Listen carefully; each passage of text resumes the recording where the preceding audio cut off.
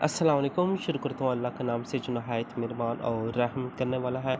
Code 6473 سوال number 1، قرآن کریم کی خصوصیات بیان کریں۔ قرآن کریم اللہ تعالیٰ کی آخری کتاب ہے جو حضرت محمد صلی اللہ علیہ وسلم پر نازل ہوئی۔ یہ کتاب تمام انسانیت کے لیے ہدایت کا سرچشمہ ہے۔ اس کی کئی اہم خصوصیات ہیں جو اسے دوسری آسمانی کتابوں سے ممتاز بناتی ہیں۔ قرآن کریم کی خصوصیات کی تفصیل درج ذیل ہے۔ نمبر 1، اللہ کا کلام۔ قرآن کریم براہ راست اللہ تعالیٰ کا کلام ہے۔ یہ کسی انسان کا بنایا ہوا کلام نہیں بلکہ وحی الہی ہے جو حضرت جبرائیل علیہ السلام کے ذریعے نازل ہوا۔ اس میں کسی قسم کی تحریف یا کمی پیشی ممکن نہیں۔ نمبر 2، آخری آسمانی کتاب۔ قرآن کریم آخری آسمانی کتاب ہے جو تمام سابقہ آسمانی کتابوں کی تصدیق کرتی ہے اور ان کی تعلیمات کو مکمل کرتی ہے، اور اب قیامت تک کوئی نئی کتاب نہیں آئے گی۔ نمبر 3، ہماگیر ہدایت۔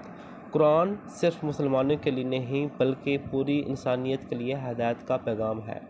اس میں انسان کی انفرادی، اجتماعی، اخلاقی اور روحانی،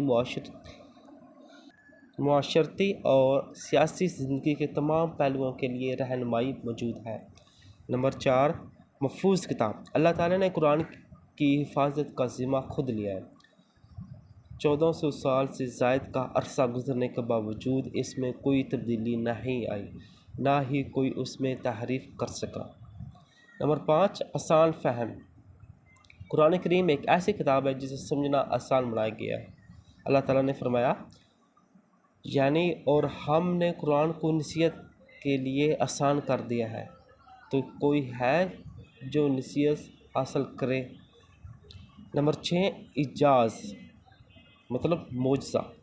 قرآن کریم ایک زبردست معجزہ ہے۔ اس کے انداز بیاں، الفاظ، معنی، نظم اور فصاحت و بلاغت کا کوئی مقابلہ نہیں کر سکا۔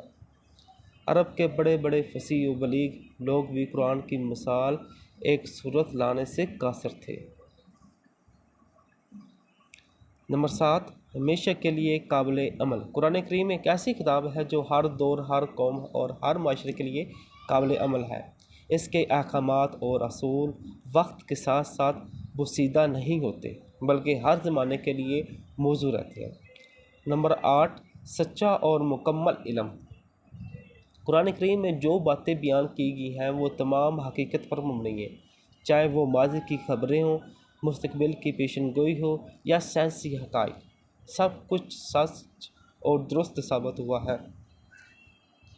نمبر 9، دلوں کو سکون دینے والی کتاب۔ قرآن کریم پڑھنے، سننے اور اس پر عمل کرنے سے انسان کے دل کو سکون اور روح کو اطمینان اور زندگی کو راہ ہدایت ملتی ہے۔ اللہ تعالیٰ فرماتے ہیں، سن لو، اللہ کے ذکر سے ہی دلوں کو اطمینان حاصل ہوتا ہے۔ نمبر 10، تدبر اور تفکر کی دعوت۔ قرآن محض تلاوت کے لیے نہیں بلکہ غور و فکر کرنے کے لیے نازل ہوا ہے۔ بار بار انسان کو تدبر، تفکر اور سمجھنے کی دعوت دی گئی ہے تاکہ وہ اس کے پیغام سے ہدایت حاصل کرے۔